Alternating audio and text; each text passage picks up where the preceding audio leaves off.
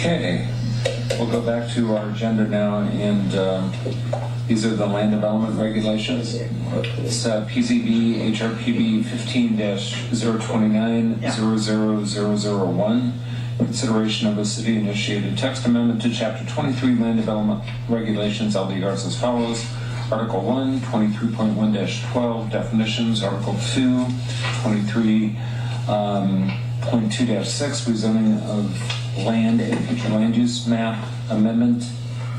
Article 3, 23.3-6, use table. Article 3, 23.3-25, mixed use plan development. Article 4, 4-10, on-street parking. Article 4, 23.4-4, fences, walls, and gates. Article 4, 23.4-13, townhouses. Article 6, 23.6-8, sea turtle protection. PZB HRPB 15-029-00002, consideration of a city-initiated text amendment to Chapter 23 Land Development Regulations as follows. Article 5, 23.5-1, non-conforming signs. 23.5-4, historic preservation penalties.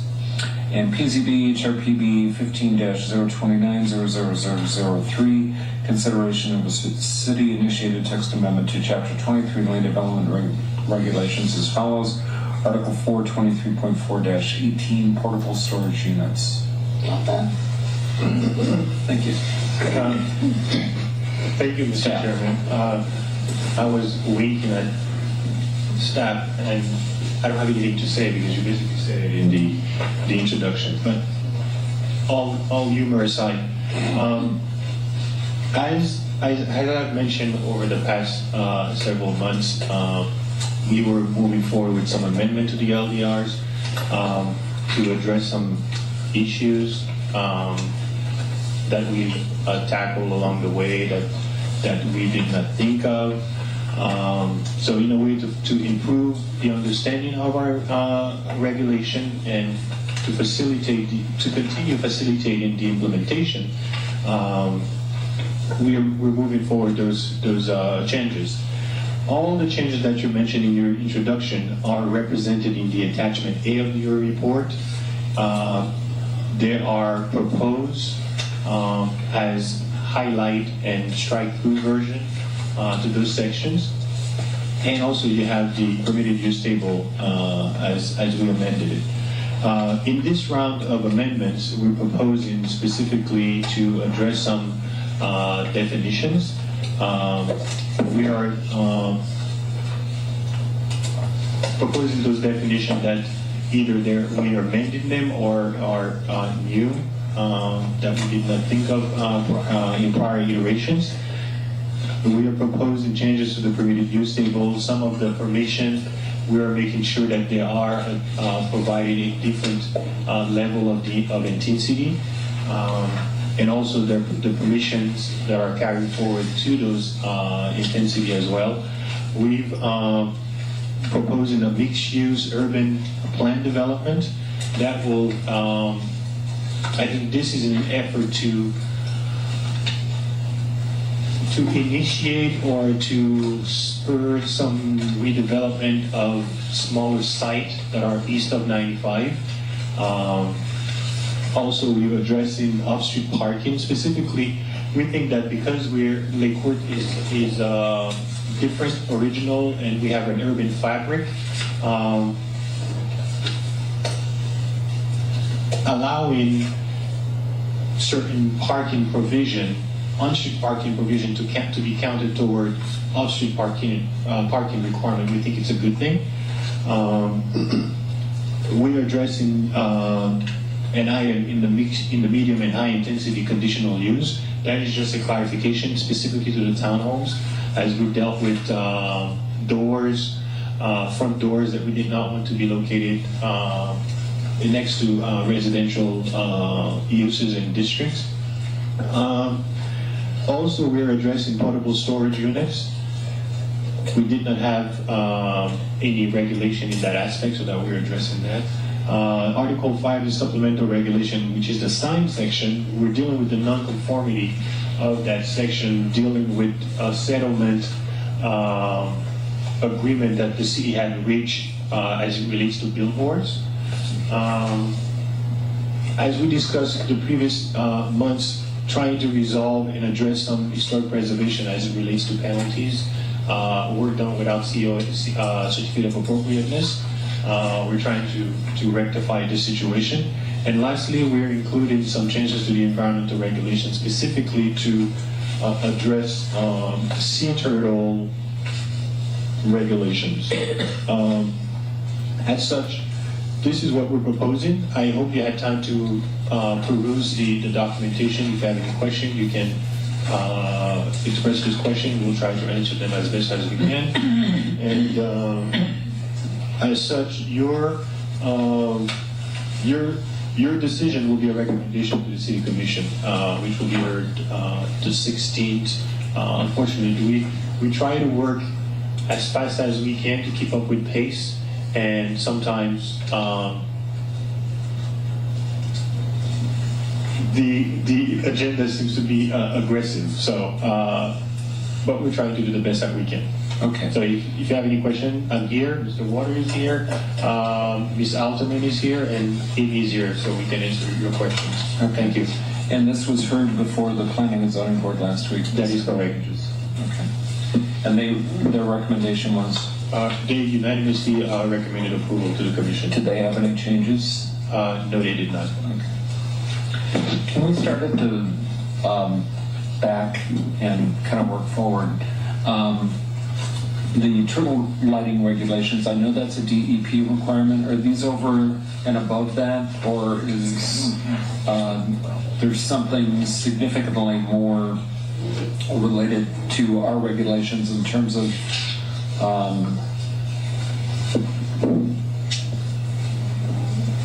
the state environmental protection does, we can't trump them.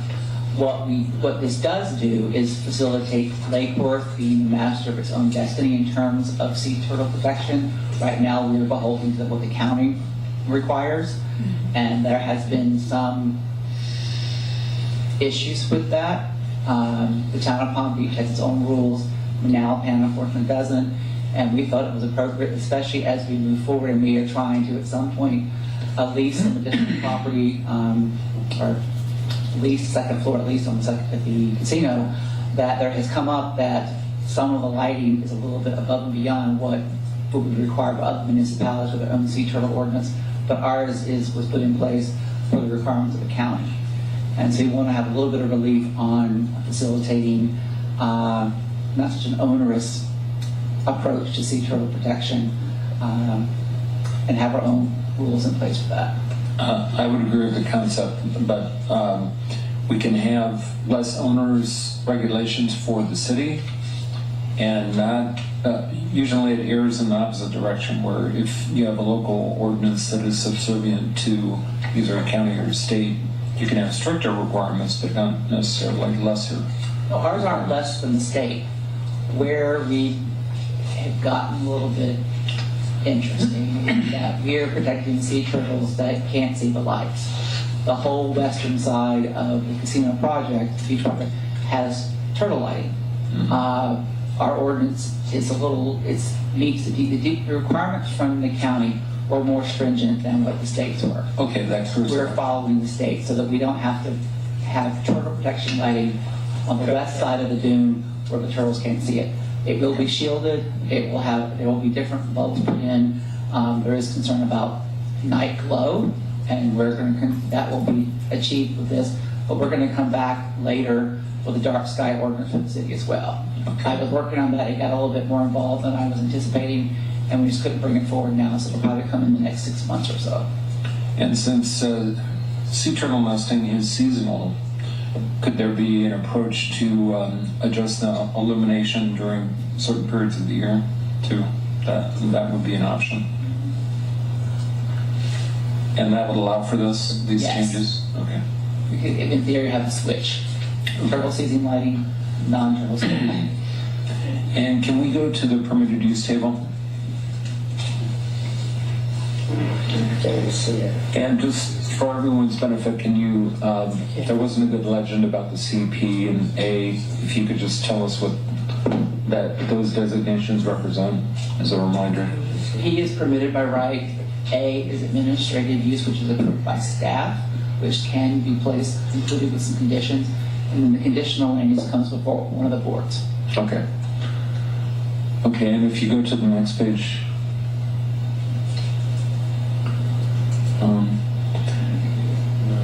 I'm not sure which page it was, and I don't have my copy here. I just used the electronic version.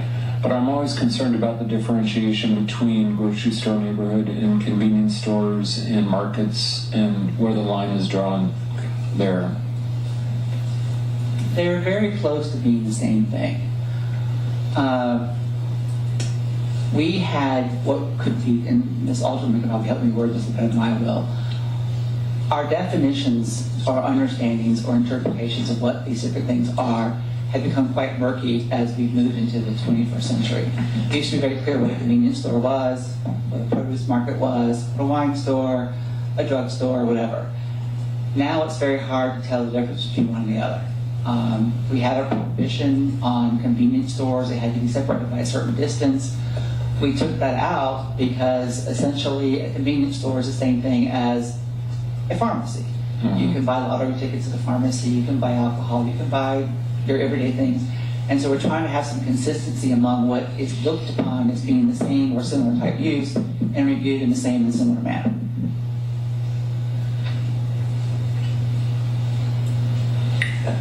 Do we have a clear definition then of what is grocery store neighborhood? Because it is an administrative permitted use, and I guess the TOD, but not, if it's a convenience store, you can't have a convenience store and a TOD, according to that. The convenience store definition, I think it also includes the ability to do package sales of alcohol, which now has to go before the commission. Mm-hmm. On-site consumption comes before you all. We have a disciplinary requirement. Right. Okay, those are my comments. Any other comments?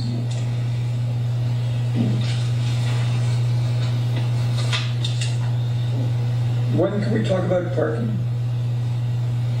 Parking is part of this. You're changing the on-street Making it clear, requirement. we had talked about and we included, it wasn't clearly written, that we will allow projects coming forward to count these on-street parking adjacent to their properties toward their requirement for off-street parking. It's a credit, basically. So the project that was proposed tonight is talking about a store or a restaurant and 2 apartments at 805. Parking there would be... Well, unfortunately there, we can't do this, it's not our parking. That's a state road. We can give the credit to city roads, but we can't necessarily give the credit for a state road. Lake and Lucerne are both state. If they were ever transferred over to the city, we could probably give credit to a project for that. It isn't dedicated to them for their exclusive use, but you can count for the parking that is required. So parking for that would be... How would they... I think they're having to add 2 parking spaces in the back for the residential. They added space. What parking they have now is in the front and in the back a little bit. How does that actually work? Because it's not even approved. So they're actually, when that comes back to you, they will be adding 2 usable parking spaces from the alley. Residential units. The lot's only 20 feet wide, so the retail below it does not require parking. It doesn't have parking now. No. So you're going off of that existing. We have a ordinance that says if you have an existing building, whatever parking you have is what you have. Changes of use and occupancy don't require new parking. If you add on to a building, you must provide the commensurate required parking for that. Okay. And they have that driveway in the back. And I was going further in that, when are we going to start talking about municipal parking downtown? Well, that wouldn't come by LDRs. Right there, parking How are garage. we going to address it then? Or is this, when can I talk about a parking plan for downtown? You can go to the CRA's board meeting and voice your interest there, because most of the downtown is governed by the CRA, and we are trying to work out issues with the state in regards to Lake and Lucerne and how parking is managed there. And a garage or structure. I'll win the lottery and we can build a I garage. just think that's expensive. We don't have any money to build a garage. When are we going to start talking about the valet parking on Lake Avenue? That takes up a whole block. The city manager is aware of that. We were going to discuss that with the CRA and try to come up with a managed plan. The state is also requesting us to come up with something. I don't believe it'll come before you, but there is a need for some sort of valet management component to our code of ordinances. I don't recall where that stands. I'm trying to stay out of one issue in the city, if I can help it, that being one of them. But I will bring your concern to the attention of the powers that be with that. Thank you. So our future parking structures are contingent on the lottery then? Is that- Well, I'm just being facetious, but Well, I I mean, know, but we don't have a mechanism to raise any money to build a parking garage. Nobody really wants to pay for parking downtown. We don't really have parking meters. The general fund is broke. I don't know where the money would come for a parking garage. We only have one property that the city owns that actually is almost big enough to build a somewhat efficient parking garage, but it's at least $12,000 to $15,000 a space at a minimum. Yeah, but I'm just hoping that we plan for the future. More people will be buying shorter cars. I don't think we're going to be selling our property downtown that's a parking lot, and I've already done a little study. We have a place where we could put a parking garage. We may have to coordinate with the CRA to get a little bit more land, but the funding mechanism is non-existent right now. Right. But really nothing in these changes addresses that. Okay. Okay. Any other questions regarding the item before us here, the LDR amendments? Okay, and there is no public presence, so do we have a motion? And this will be a recommendation to the commission.